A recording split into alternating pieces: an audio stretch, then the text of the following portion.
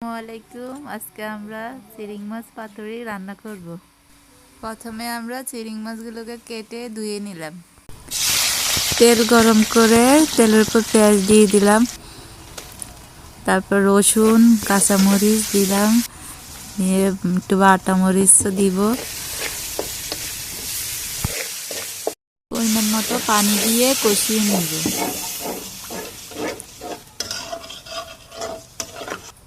কষানো শেষ হলে মাছ দিয়ে নিয়ে নিব।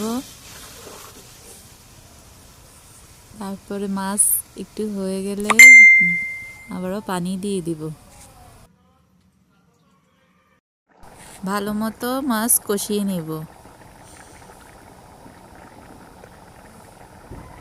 কষানো হয়ে আসলে এর উপরে ধনিয়া পাতা দিয়ে দিব।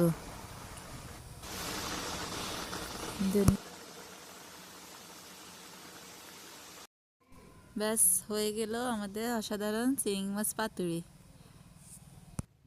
ধন্যবাদ সবাইকে।